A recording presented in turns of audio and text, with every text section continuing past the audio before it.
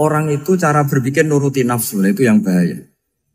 Makanya Quran ngeritik ara'aita man ittakhadha ilahahu hawa. Orang yang cara berpikir itu nuruti hawa nafsu. Kalau zaman Nabi, zaman sahabat, zaman ulama, itu enggak seperti itu. Sehingga cara berpikir itu mudah. Makanya kata Nabi, absyiru ya ma'sarul muslimin, kata. Kamu harus senang ya ma'sarul muslimin. Allah sekarang buka pintu langit yang sebelumnya enggak pernah dibuka. Dan Allah yubahi bikum malaikatah. Dan Allah membanggakan kamu kepada para malaikat. Kenapa? Umatnya Muhammad, umatnya Rasulullah Muhammad SAW, itu kalau sampean kepengen mati setiap saat itu baik, itu resepnya gampang kata Nabi. Addu faridotan wantadzoru ukhra. Jadi Allah memberitahu, ya Muhammad, umatmu ini luar biasa. Jadi misalnya tadi kita sholat subuh, ditanya, Bahak kamu sekarang ngapain? Nunggu sholat duhur ya. Setelah sholat duhur ditanya lagi nunggu apa asar. Sehingga faman kanat hijratuhu ila Allah wa rasulih fa hijratuhu ila Allah. Jadi kalau ya sudah ini tak ijazahkan. Kalau setelah sholat subuh nunggu apa? Duhur. Setelah duhur nunggu. Sehingga ketika kita mati itu statusnya penunggu sholat. Tapi kamu kan enggak miskin. Kenapa? Penunggu kaya. Nah, itu enggak masuk surga itu. Penunggu kemapanan. Berarti kan menunggu sesuatu yang seleranya nafsu. Beda kalau penunggu sholat. Berarti kamu di dunia menunggu ritual ibadah. Maka di antara ijazahnya Nabi apa? Addu faridotan wantadzoru ukhra. Melakukan satu fardu. Kemudian kita menunggu tugas berikutnya. Jadi niati saja setelah subuh nunggu apa? Duhur. Setelah duhur, meskipun kita di perapatan. Apa? Nunggu asar ya. Tapi ya asar betul. Jangan nunggu tok pas asar. Enggak. Jadi sebetulnya umat ini gampang sekali. Jadi di antara kebanggaan Allah, yubahi itu Allah bangga dengan malaikatnya adalah umat ini adalah addu faridotan wantadzoru ukhra. Melakukan satu fardu, kemudian menunggu fardu yang lain. Dari mengkhidmati kampus, ingin mengkhidmati masyarakat. Dari satu masyarakat lokal Semarang menjadi sampai sekarang, sampai Banjarmasin, Unisula mau bikin kampus di sana, terus gitu. Dari satu tugas ke tugas yang lain. Makanya Islam diajarkan setelah satu tugas selesai, faida faruhtafan so. Jadi sehingga hidup kita itu dinamis. Dari satu kebaikan menunggu kebaikan lain, dari satu kebaikan menunggu. Sehingga hidup kita ngapain? Nunggu satu kebaikan. Ini sudah masuk faman kanat hijratuhu ila Allah wa rasulih, fa hijratuhu ila Allah wa rasulih. Sehingga bayangkan kalau kita direkam Allah, Gusti kula ampun mati nak dereng sugih. Wis melarat puluhan tahun. Sakit, nunggu sesuatu sing sifatnya nafsu, kok pengen sugih. Sugih tok aja cukup. Tahu buruh wong sing tahu ngenyek ndekne lho, itu kan urung-urung wis dendam. Saya belum mau mati sebelum kaya dan buruhkan orang yang pernah melecehkan saya. Wis ngono akhirnya mati urung sugih. Berarti wis fakir matine hasud. Mau itu ngenes dunia akhirat kan kira-kira seperti itu. Kamu santai aja kalau fakir berarti meringankan hisab karena ada banyak harta. Yang mau dihisab papanya, tidak punya apa-apa. Jadi saya mohon sekali ya, Islam itu mengawal kebahagiaan.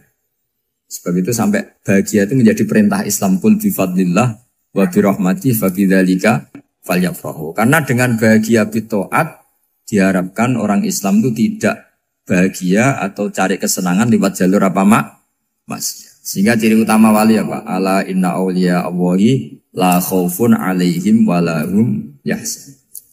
Sehingga ulama dulu itu rileks-rileksnya. Termasuk yang saya ceritakan tadi, Imam Ahmad, Imam Syafi'i.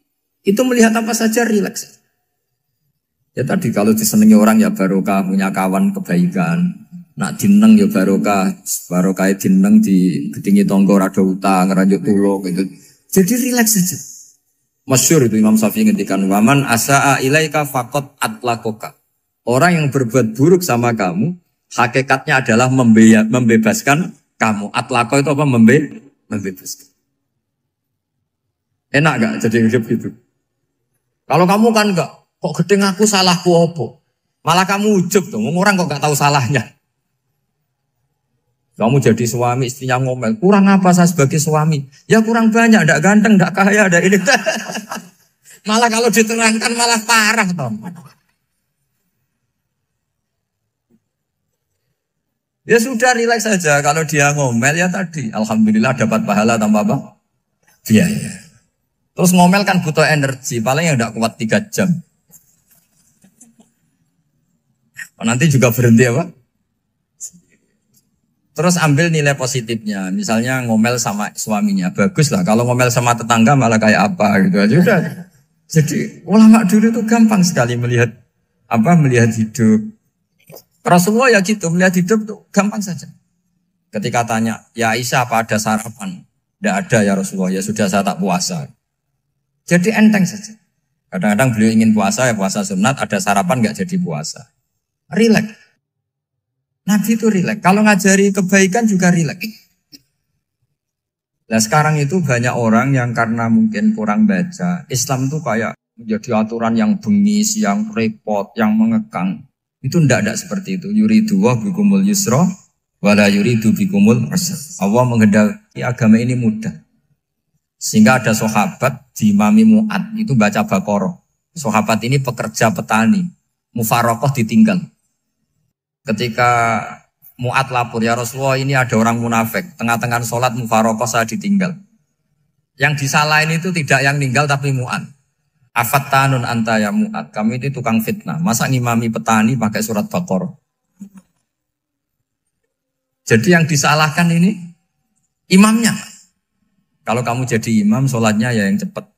Makanya terus banyak orang kecepatan karena tadi. Jadi Nabi itu enteng sekali. Jadi apa ya? Nabi itu beda dengan yang kita bayangkan beda. Nabi pernah ngaji di masjid, kemudian ada tetangga lewat pakai cangkul ke kebun. Semua sahabat gerutu. Ini orang tidak benar. Ada Nabi ngaji ditinggal saja ke kebun, tidak ikut ngaji. Jawabannya Nabi tidak. Itu bagus itu ikut sunnah saya. Kenapa ya Rasulullah? Dia kerja artinya nyari halal. Dan untuk menghidupi keluarganya itu juga ajaran saya. Sehingga yang ngaji ya ajarannya Nabi, yang nggak ngaji karena kerja mencukupi keluarga juga ajarannya Nabi. Segampang ini. Oh, kalau kayaknya kamu kan, wes gak roh akhlak kan gitu. Nabi rileks saja Nabi. Sampai bisa lihat itu di bab Fadhailul Kasbi. Makanya ini penting sekali supaya orang itu berpikir Islam atau mendakwahkan Islam itu berdasar sanad ya yang muttasil yang pernah dilakukan Rasulullah SAW. Sesuatu yang dilarang Allah itu pasti mador. Maka untuk melarang seseorang bergantung sama narkoba misalnya atau hal-hal yang bahaya pada fisik, itu satu tentu bagi ahlullah, tentu karena takut Allah. Tapi banyak masyarakat yang memang benar-benar bisa meninggalkan narkoba karena efek buruknya ganja. Bahwa itu mengakibatkan sakau, mengakibatkan tidak sadarkan diri, mengakibatkan kebangkrutan ekonomi macam-macam. Sehingga mereka benar-benar benci sama yang namanya narkoba. Jadi di antara manhajul Quran itu kalau mentakbih, memburuk-burukkan maksiat itu mesti dikritik innahu kana fahisyah. Innahu kana fahisyata wa makta wa sa'a sabila. Innahu kana fahisyata wa sa'a sabila. Diulang beberapa kali. Sehingga dibutuhkan kecakapan untuk menganggap satu hal yang buruk itu fahsyah, sesuatu yang enggak rasional, sesuatu yang tidak positif, sesuatu yang pasti berdampak negatif. Sehingga kalau misalnya tadi dibacakan oleh Qori, kuntum khaira ummatin ukhrijat linnasi ta'muruna bil ma'ruf wa tanhauna 'anil munkar. Untuk berhenti dari kemungkaran itu satu takbihun litil kal munkar atau litil kal munkarat. Bahwa munkarat itu kita cap, kita stigmasi bahwa itu buruk sekali. Seperti Nabi mengajarkan pemuda tadi, masa kamu suka ibu kamu digitukin lelaki lain, putri kamu, bule kamu, bude kamu, sehingga orang ini pikirannya termindset betapa buruknya zina. Sama seperti kita sukses memindset betapa buruknya narkoba, betapa buruknya bahan-bahan terlarang. Begitu juga seterusnya terus pengkhianat dan sebagainya. Tapi problem manusia adalah dia itu akan mencari kebahagiaan atau kesenangan sesaat. Maka caranya gimana? Keinginan senang lewat maksiat ini dilawan dengan nyaman dengan taat. Saya ulang lagi, nyaman dengan taat. Sehingga ulama dulu punya kalimatul munajat, artinya kalimat hubungan pribadi sama Allah yang menjadikan orang itu nyaman. Dan ini yang diajarkan kitab-kitab tasawuf. Kitab tasawuf itu sukses mengajarkan melihat alam raya ini semuanya nyaman, termasuk yang mengecewakan. Itu dianggap nyaman. Saya berkali-kali mengajarkan ilmu ini karena ini musalsal ila Rasulillah SAW. Itu pernah suatu saat Imam Ahmad itu dipanggil sama tetangganya, anak muda. Tentu Imam Ahmad ini orang yang sangat soleh, sangat waroi, sangat tunduk sama perintahnya Allah dan Rasul. Pemuda tadi manggil, ya Ahmad, datang ke rumah saya. Imam Ahmad datang. Setelah sampai ke pemuda tadi, sudah pulang lagi, saya tidak butuh kamu. Pulang lagi. Setelah sampai rumah dipanggil lagi, ya Ahmad, datang lagi. Datang lagi. Oh, saya tidak jadi butuh, pulang lagi. Sampai 3 kali. Dan itu perangai ekspresi Imam Ahmad itu atau ulama lain yang sesoleh beliau itu nyaman, indah. Beliau tetap senyum-senyum nyaman. Beliau tidak tersinggung, tidak terprovokasi, pokoknya tidak tersinggung, kelihatan nyaman. Lama-lama pemuda ini terus tanya, ya Ahmad, kamu saya perlakukan seperti ini kok tidak tersinggung? Kamu senyum-senyum saja, happy-happy saja. Jawabnya Imam Ahmad itu unik. Wahai pemuda, saya kamu panggil itu senang sekali. Karena kata Nabi, kalau kamu iman dengan Allah dan Rasul, maka hormatilah tetangga. Jadi saya senang. Karena nuruti perintah Allah untuk menghormati tetangga. Jadi tidak ada urusannya dengan kamu. Kagetnya kayak apa? Jadi dipanggil tetangga ya senang karena melakukan perintahnya Allah dan Rasul, yaitu ikramul jar, fal yukrim jarum. Disuruh pulang, kamu ingin saya pulang, ya saya pulang. Disuruh datang, ya saya datang. Jadi saya tidak tersinggung, saya tidak ada urusan dengan kamu. Urusan saya dengan Allah Subhanahu wa Ta'ala. Itu kalau bapak-bapak istrinya ngomel terus sabar itu ya bagus. Saya tidak punya urusan. Kalau kamu terprovokasi oleh istri, berarti kamu didikte oleh makhluk. Masa seorang rektor didikte makhluk? Kan tidak keren. Apalagi seorang habib didikte makhluk, kan tidak keren. Yang bisa mendikte kita hanya Allah Subhanahu wa Ta'ala. Dan Allah mendikte kita, mengajarkan kita wa ashiruhunna bil ma'ruf fa in karihtuhunna fa asa an takrahu shay'an wa yaj'alallahu fi khairan katsira. Jadi cara melihat istri kita bawel gitu atau cerewet, alhamdulillah ini ada pahala tanpa modal, cukup sabar. Kalau istri kamu sedang mesra, malah mintanya ke mall, malah biayanya tinggi. Murah mana? Dapat pahala dimarahin sama saat mesra minta ke mall. Milih yang pertama kan? Nah ya itu tidak usah modal. Ya gitu aja. Jadi kalau istri sedang marah, bawel, anggap saja ini rezeki. Dapat pahala tanpa apa? Biaya. Nah, kalau pas rukun malah nantang ke mall, biayanya malah tinggi. Jadi ulama dulu itu melihat dunia itu happy. Pernah Imam Syafi'i dikasih tahu, orang yang tadi nyium tangan kamu ya, itu di rumah menghujat Anda. Jadi dia sopan hanya di depan Anda, kalau di luar menghujat Anda. Jawabnya Imam Syafi'i lucu. Ya baguslah. Yang cerita ini kaget. Kenapa bagus ya Aba Abdillah? Kalau manggil Imam Syafi'i ya Aba Abdillah. Ya berarti saya masih wibawa, di depan saya tidak berani katanya. Jadi dipandang enteng saja. Jadi kalau kamu di depan kamu istri kamu tidak berani belanja, tidak ada kamu belanja banyak, anggap saja Anda wibawa. Jadi enteng saja. Pernah Imam Syafi'i dikasih tahu, separuh dari kampung Anda itu gak suka kamu. Ya bagus lah. Kenapa? Oh nak rukun malah bakal utang katanya gitu. Kira-kira yang utang tuh yang rukun apa yang neng-nengan? Yang rukun. Jadi enteng saja. Masyhur itu makalahnya Imam Syafi'i. Waman asa'a ilaika faqad atlaqaka. Orang yang berbuat buruk sama kamu berarti membebaskan kamu. Kalau saya sedang nenengan sama Habib Hasan Toha Putra, beliau naik Alphard gak nawarin saya sah karena baru nenengan. Tapi kalau sedang rukun malah harus repot mana? Rukun sama ndak rukun? Repot rukun sebetulnya. Jadi Imam Syafi'i itu happy saja. Kalau sedang rukun sama tetangga ya dianggap rukun itu satu kenikmatan. Sedang ndak rukun ya dianggap satu kenikmatan. Jadi orang dulu itu serilek itu melihat dunia. Kalau kita kan enggak, ego. Wah saya ini suami kok dimarahin istri.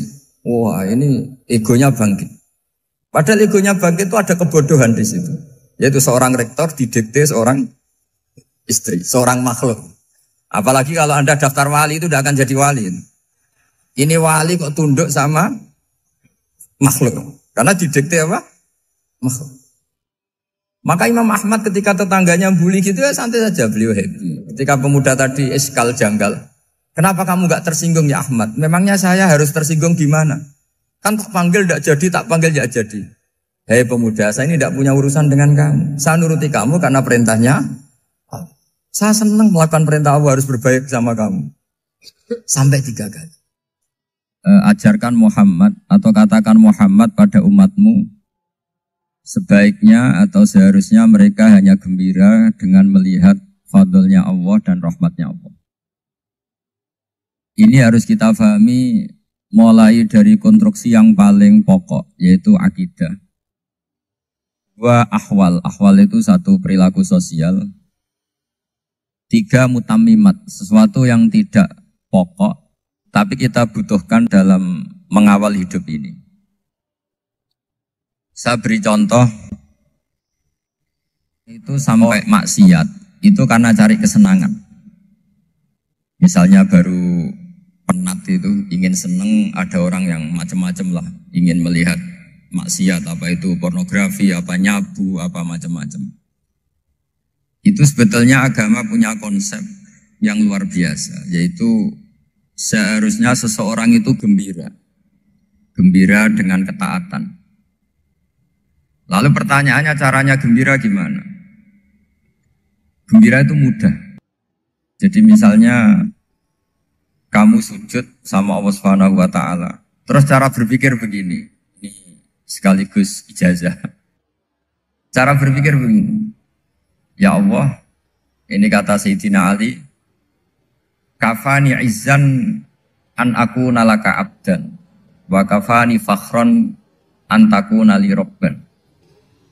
Ya Allah, betapa sialnya saya andaikan saya jadi budak dari makhluk yang sama. Misalnya sampean itu seorang kiai atau rektor atau doktor atau orang terpelajar, kemudian kamu jadi budak atau hamba dari makhluk yang setara. Betapa hinanya saya. Maka kata Sayyidina Ali, ya Allah saya ini cukup bahagia, cukup bangga karena jadi budak, jadi hamba dari zat yang super atau yang maha super. Jadi kok Allah Subhanahu wa ta'ala. Sehingga ada kebahagiaan yang luar biasa karena menjadi hambanya Allah Subhanahu wa ta'ala. Setelah bangga dengan jadi hambanya Allah, maka kita akan malu. Malu misalnya kok saya bahagia itu nunggu melihat pornografi, melihat maksiat. Itu terus menjadi malu. Kenapa saya bisa didikte oleh hal-hal seremeh itu? Ya, kita malu karena didikte oleh hal-hal yang seremeh itu. Karena kita didikte oleh nafsu. Jadi izzatun nafsi, satu harga diri seseorang itu harus dihidupkan untuk hanya tunduk kepada Allah Subhanahu wa ta'ala. Sehingga Nabi itu melatih satu logika tarkul ma'asi. Nabi itu dulu ketika ada seorang pemuda yang ya karena mungkin pemuda ya, dia itu mau masuk Islam, tapi uniknya kata pemuda tadi, saya masuk Islam tapi asal dibolehkan bebas zina. Jadi ini agak sableng gitu. Jadi mau masuk Islam syaratnya dibolehkan apa? Zina atau free sex gitu. Karena orangnya agak hiper. Itu Nabi tidak langsung mengancam dengan neraka enggak. Ketika mau pamit gitu semua sahabat melarang. Mah itu jangan, kamu jangan suan Nabi, itu permintaan yang nggak masuk akal. Setelah lama ditahan, terjadi kegaduhan di masjid, Nabi dengar, itu ada apa itu? Itu ada pemuda yang mau masuk Islam tapi yasta'dzinuhu fi zina. Tapi mereka minta izin Nabi untuk tetap boleh zina. Kata Nabi, pemuda itu suruh masuk, suruh menghadap saya. Ketika menghadap Nabi, saya ulang lagi ketika menghadap Nabi, Nabi mengajarinya itu luar biasa. Nabi tidak langsung mengancam dengan neraka atau dengan azab tunda. Tapi kata Nabi, Atau hibbuhu li ummik. Kamu suka kalau ibu kamu itu jadi demenannya orang banyak. Pondok ya Nabi. Yang demen ibu saya tak bacok kan. Karena ini ya agak preman, di mana-mana orang nakal agak preman. Terus atau hibbuhu li bintik. Kamu suka kalau putri kamu ya digitukan orang-orang. Oh ya enggak Nabi, yang gitukan putri saya tak bacok.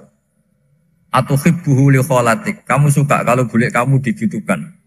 Atau hibbuhu li ammatik. Kamu suka kalau saudara bapak kamu digitukan. Nabi itu mengeset ya. Cara sekarang itu cuci otak mungkin. Nabi itu meluruskan otaknya anak muda itu. Betapa buruknya zina. Cara bahasa Arab ditakbih. Betapa buruknya zina. Kamu suka kalau korbannya ibu kamu, putri kamu, bude kamu, bule kamu. Sehingga orang itu matur ya hasbuka ya Rasulullah, ini sudah cukup. Saya tidak pernah melihat sesuatu seburuk zina. Jadi fa'al qawwa fi qalbihi bughdha zina. Kemudian Allah meletakkan di hatinya, menanamkan benci zina. Sehingga akhirnya pemuda tadi menjadi iffah, menjadi menghindari zina. Artinya begini ya, ini mungkin yang lolos dari para kita sebagai dai, kita tidak belajar banyak tarbiyahnya Rasulullah Shallallahu Alaihi Wasallam. Jadi kalau kita benci maksiat, itu jangan hanya ditakhzir, ditakutkan neraka itu enggak. Jangan hanya itu. Tapi di logika. Jadi kalau kita menghindari maksiat, itu selain karena takut azab, itu ada logika. Ada rangkaian pikiran yang menjadikan kita anti satu perbuatan apa maksiat. Jadi misalnya gini ya, kira-kira ginilah kalau contoh gampang itu. Ada orang gitu ya, nyanyi dengan pakaian yang mungkin pornografi gitu. Mungkin pemuda-pemuda ingin melihat itu, tapi bisa diobati gini. Kok enak dekne mergawe kok tak bayar ya, aku kehilangan duit. Meskipun dengan logika yang agak serampangan, yang penting menjadi kita ini punya harga diri untuk tidak tergantung hal-hal seperti itu. Sehingga Nabi itu cara menggambarkan tadi mulai atau hibbuhu li umma, kalau ibu kamu jadi demenannya orang lain. Pemuda tadi bilang yang demen ibu saya mau saya bunuh. Ditambah lagi atau hibbuhu li bintik. Bagaimana kalau korbannya putri kamu, bule kamu, bude kamu. Sehingga terus si pemuda tadi betapa buruknya zina. Betapa murahnya zina. Akhirnya pemuda tadi al-qawwa fi qalbi bughdha zina. Terus kemudian pemuda tadi itu sangat membenci dengan apa? Berzina. Nah, pikiran-pikiran seperti ini harus kita tanamkan. Harus kita tanamkan supaya orang itu benci melakukan maksiat. Karena satu memang takut suhtullah, takut dibendu Allah atau dibenci Allah. Dua memang logika kita mengarahkan tidak maksiat. Saya beri contoh ya, betapa pentingnya mindset ya, cara berpikir. Orang itu menjadi kikir itu karena nganggap hidup itu lama dan uang itu penting. Kalau zaman Nabi itu sederhana kalau melihat hidup ini. Pernah suatu saat Nabi itu punya jatah makan. Karena Nabi itu hidupnya juga pas-pasan. Jadi Nabi itu unik. Beliau di satu sisi kaya raya, bisa ngurmat Abu Hurairah, Ammar, Suhaib. Ashabu Sufa itu dirawat Nabi semua. Itu kan kaya, bisa merawat sekian orang. Tapi di sisi yang lain untuk pribadinya beliau miskin. Kadang nggak bisa makan hari itu. Tapi di saat yang sama bisa merawat Ahlus Sufa. Jadi keliru kalau orang hanya cerita Nabi itu miskin, untuk makan dirinya aja susah. Itu keliru. Kelirunya kalau tidak diteruskan, tapi Nabi mampu menghidupi Ahlus Sufa. Singkat cerita jatah makannya Nabi itu dikasihkan orang ketika Nabi tanya, ya Aisyah, makanan jatah saya di mana? Oh ya Rasulullah, tadi ada orang minta tak kasihkan, maka makanan itu habis. Apa kata Nabi? Kamu salah Aisyah. Yang kamu kasihkan itu justru yang masih. Ya yang kamu kasihkan itu justru yang masih. Sehingga Nabi menganggap, makanya Nabi terus ngendikan. Ya kalau mukhatabnya lelaki ya kira-kira begini. Wahallaka min malika illa ma akalta fa'afnaita walabista fa'ablaita. Terus tanya, watasoddaqta fa'abqaita, kata Nabi. Harta kamu ya kamu makan, kemudian ke WC, jadi kotoran, atau punya pakaian mewah, nanti rusak. Watasoddaqta fa'abqaita. Ada yang kamu sedekahkan, yaitu yang abadi sampai akhir. Sehingga banyak pengusaha yang mencintai saya setelah tak ajari hadis itu. Misalnya punya uang 1 miliar karena dia spekulan atau pedagang rawan bangkrut, disedekahkan ke masjid 50 juta, yaitu yang abadi. Jadi kalau suatu saat bangkrut, dia masih punya uang 50 juta di akhirat. Jadi Nabi itu mengajari sedekah itu apa? Ya sedekah itu pengabadian uang. Kalau kita kan enggak, bilang sedekah itu nguras uang. Itu pikirannya setan, dan pikirannya orang Islam. Itu cara berpikir setan, bukan cara berpikir umat apa. Sehingga Sayyid Ali Zainal Abidin itu kalau ada orang minta, kemudian beliau ngasih, itu beliau bilang gini, marhaban biman hamala zati ilal akhirah. Matur nuwun nggih jenengan sing beto sangu kula nate. Jadi dianggap teller saja. Orang yang minta uang beliau itu dianggap tukang nyatet bank ini. Karena sudah ditabungkan. Ya sudah. Kalau kita kan enggak, wah pengemis tuh ganggu gini-gini. Kecuali pengemis profesi ya mungkin kita agak-agak enak. Pada zaman akhir itu ada pengemis apa? Profesi. Jadi repot teman. Terus tak beri contoh lagi kebahagiaan ketika kita milih Islam moderat. Islam kita diajarkan guru-guru kita, utamanya oleh guru kita Mbah Maimun. Saya juga sering ketemu beberapa ulama dunia, termasuk Habib Umar. Saya juga ikut sowan ke sini pas beliau sama Habib ini Hasan Toha Putra di sini sama orang-orang moderat. Itu cara berpikir juga luar biasa indah. Beliau pernah cerita ya, beberapa ulama lah, banyak yang cerita itu. Saya pernah diceritani seorang alim ketika ada orang ekstremis itu mau ngebom di tempat maksiat. Kebetulan yang maksiat itu kebanyakan ya orang Islam. Karena di negara yang mayoritas Islam. Ditanya sama Syekh Sa'rawi. Syekh Sa'rawi itu mufassir top di mana? Mesir. Ini mau tak habisin karena mereka orang Islam kok maksiat terus. Terus ditanya sama Imam Sa'rawi. Laumatu ala khini ma'asihim aina masiruhum. Kalau mereka mati dalam keadaan maksiat, mereka kemana? Ya ilan nar, mereka pasti masuk neraka. Terus ditanya sama Imam Sa'rawi, wahal masiruhum ilan nar muradun nabi amlan. Punya umat maksiat kemudian mati masuk neraka, itu yang diinginkan Nabi apa enggak? Ya tidak aja. Ya sudah, enggak usah dibom, ditunggu tobatnya kata-kata. Karena kalau mati dalam keadaan itu ke neraka dan itu tidak yang diinginkan Rasulullah Sallallahu Alaihi Wasallam. Terus ekstremis ini menjadi tobat, tidak berpikir ekstremis Mas. Jadi orang itu harus berpikir mindset yang baik. Meskipun kadang berpikir baik itu ya agak-agak kacau. Ada seorang wali majdzub, itu kalau berdoa agak kacau, tapi gak bisa dibantah. Masyhur itu doa itu. Ini sekaligus ijazah, tapi kalau sebelum wali gak boleh. Itu datang ke makamnya Rasulullah SAW. Terus doanya itu begini. Ya Allah, sekarang terserah engkau. Ya Allah, sekarang terserah engkau. Jika saya kamu jadikan orang soleh, jika saya engkau jadikan orang soleh, maka surra habibuk, maka kekasihmu ini senang. Yang susah musuhmu yaitu setan. Tapi kalau engkau menjadikan saya orang fasik, maka yang susah kekasihmu, yang senang musuhmu. Jadi kan punya dua pilihan itu. Wah itu kan doa tapi kayak teror itu. Ya jadi berdoa di Raudhah. Wah itu pasti mandi itu karena agak-agak maksa Tuhan itu. Ya Allah, engkau punya dua pilihan. Jika saya jadi orang soleh, maka kekasihmu ini senang. Musuhmu yang susah yaitu setan. Tapi jika saya jadi orang fasik, maka musuhmu yang senang, kekasihmu yang susah. Mohon terserah jenengan, mau menyenangkan kekasihmu, apa menyenangkan musuhmu gitu.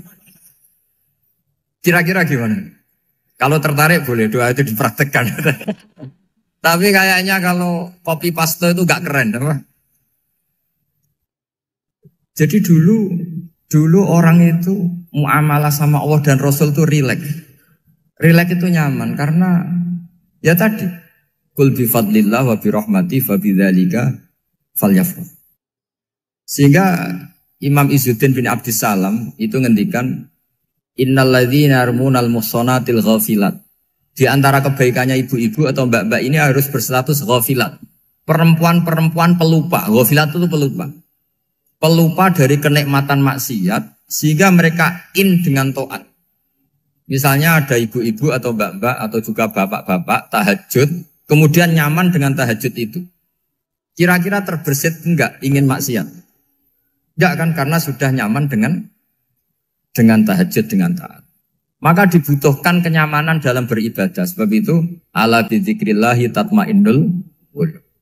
Makanya saya termasuk kiai yang setiap ngaji itu happy, seneng. Karena ini untuk kampanye, seneng dengan ngaji, dengan taat itu sudah luar biasa. Kayak apa kalau mereka senengnya kalau nunggu melakukan maksiat. Jadi termasuk bentuk perlawanan kita terhadap maksiat adalah usahakan kamu tuh bahagia, seneng dengan taat. Istiqnas billah, mu'anasah billah, farah billah, itmi'nan tumaknina billah. Sehingga ini mencukupkan kita tidak berkebutuhan maksiat. Meskipun kita ya manusia, pasti suatu saat atau sudah pernah maksiat. Serasa diceritakan lah, ini gue mesti gitu.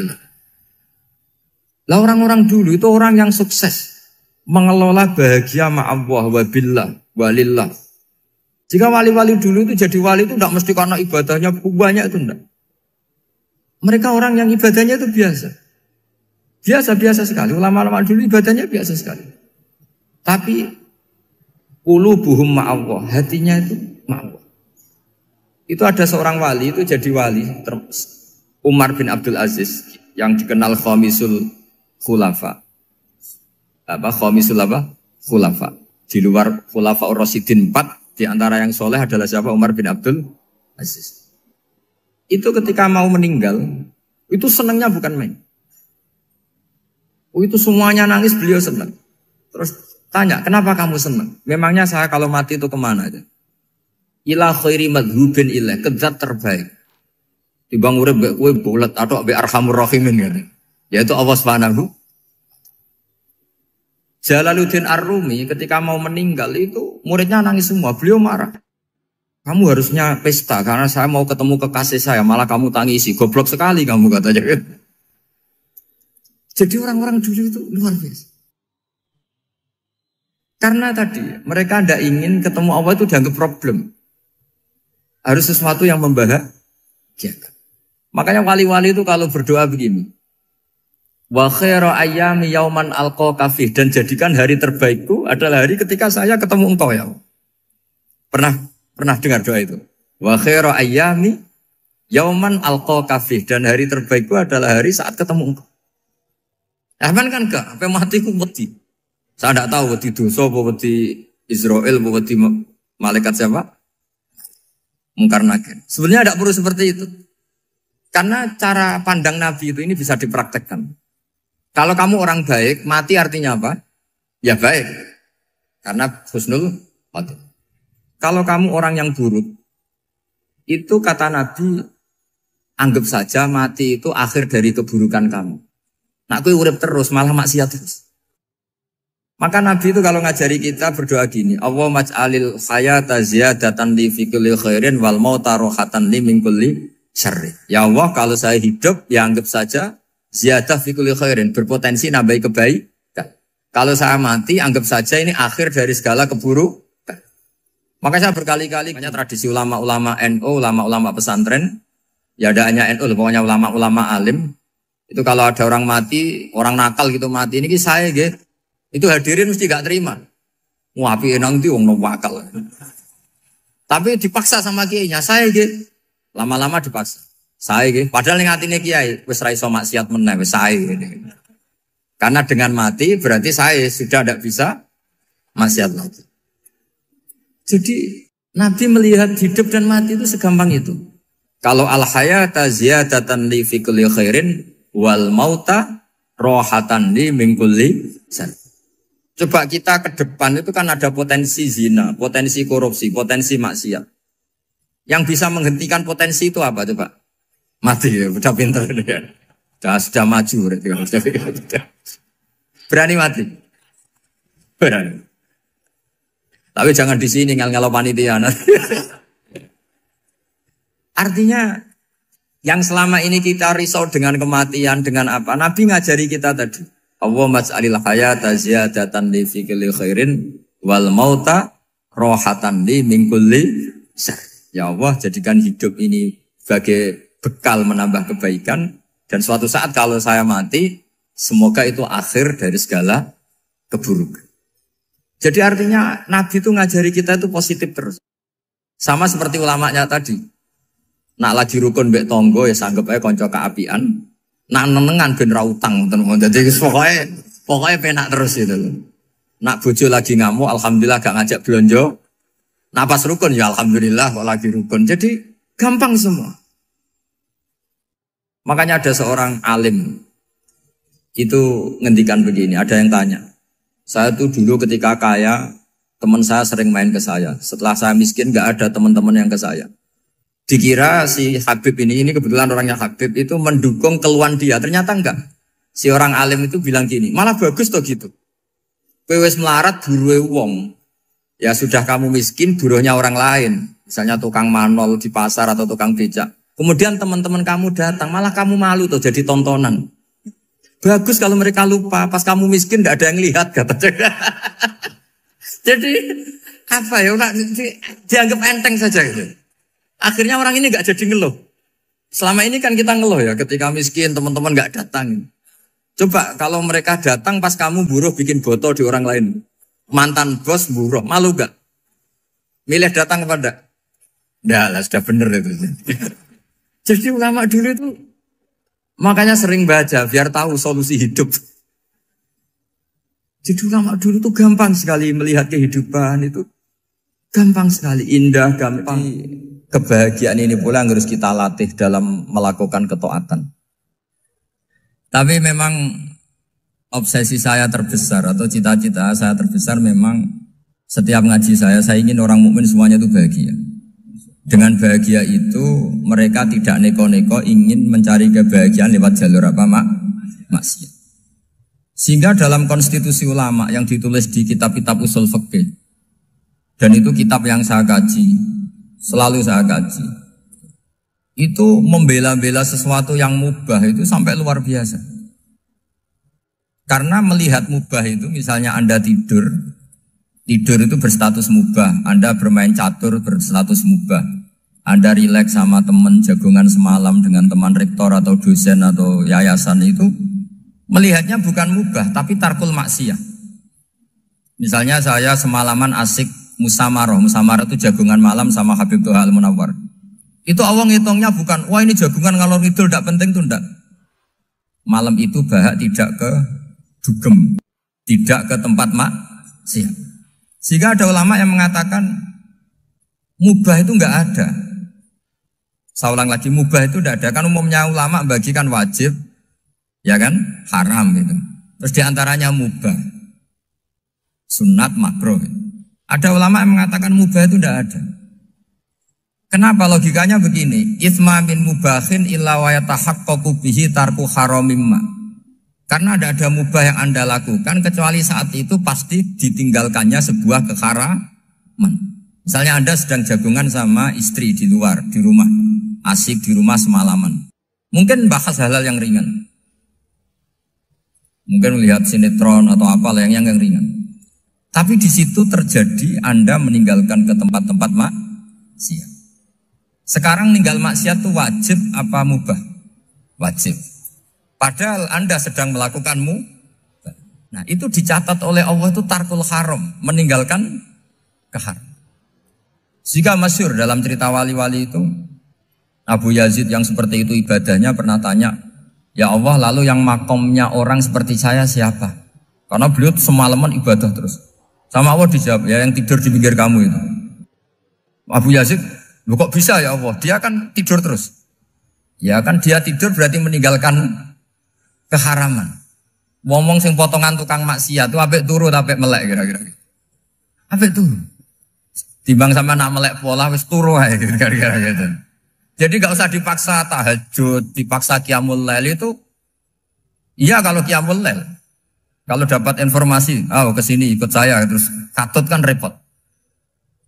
Jadi perlawanan terhadap maksiat itu sebetulnya gampang dalam Islam karena tadi nggak ada sesuatu yang mubah kecuali saat dilakukan berakibat meninggalkan keharaman.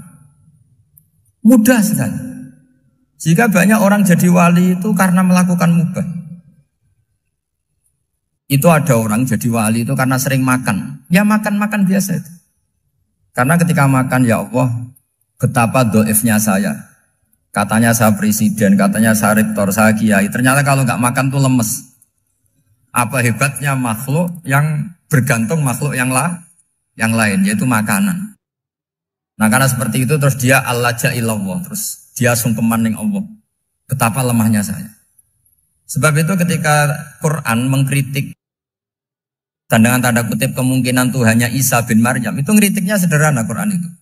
Mal masih ibnu Maryam illa rasul qad khalas min qablihi rusul wa ummuhu siddiqah kana yaqula